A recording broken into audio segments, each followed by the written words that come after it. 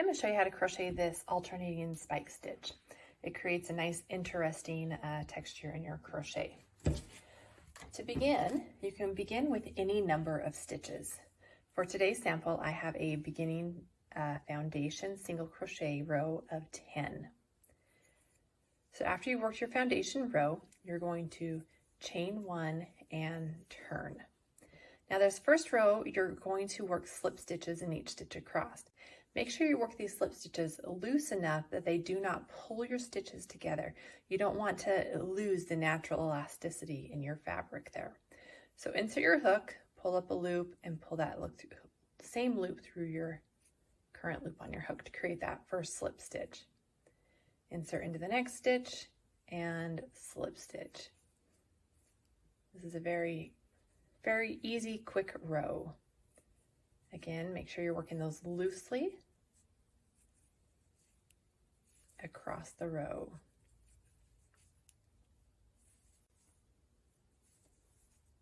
All right, just a few more left. Insert your hook, pull up a loop, and pull through that same loop on your hook. All right, one more stitch or one more slip stitch.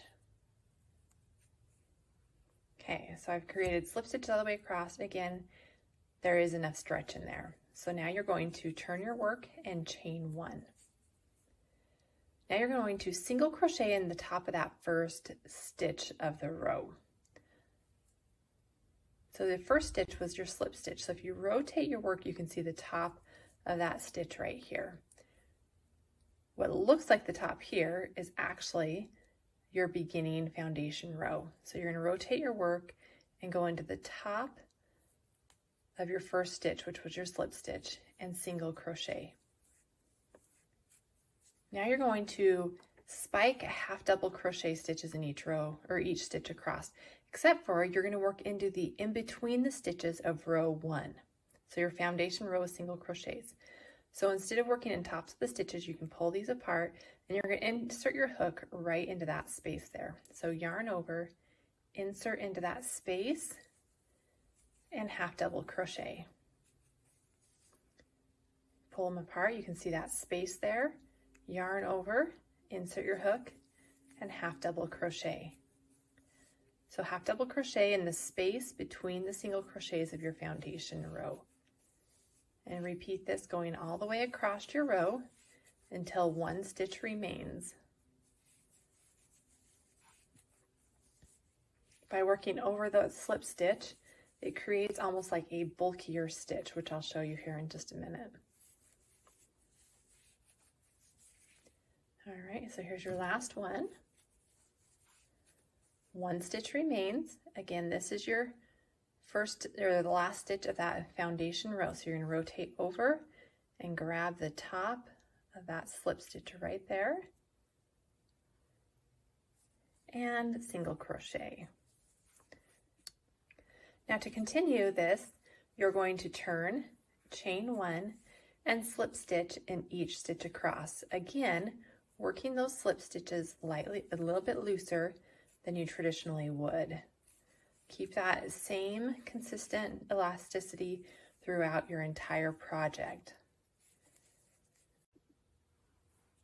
So we're going to do another row repeat. We've just completed a row of slip stitches. So turn your work and chain 1. Again, you're going to single crochet in the top of that first stitch. This is your half double crochet row.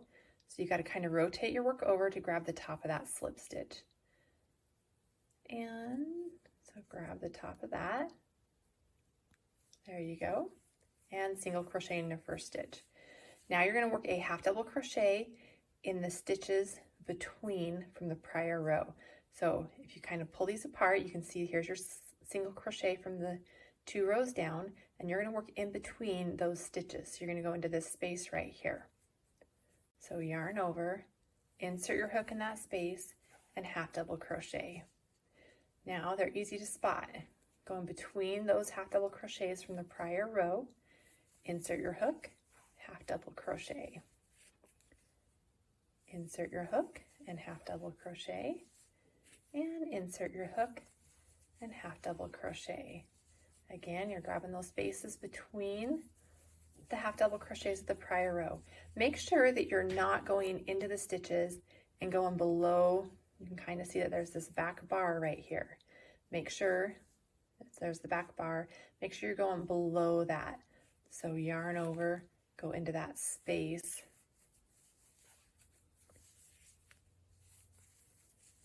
Between those stitches. After you've worked that last stitch, you're going to again work a single crochet in the top of that last, or the first slip stitch of the last row. So you have to kind of rotate that work over to grab the top of that stitch and single crochet. You're going to repeat these rows, working a row of slip stitch and then the spike half double crochet. And when you have completed all that, you will have this beautiful alternating post stitch.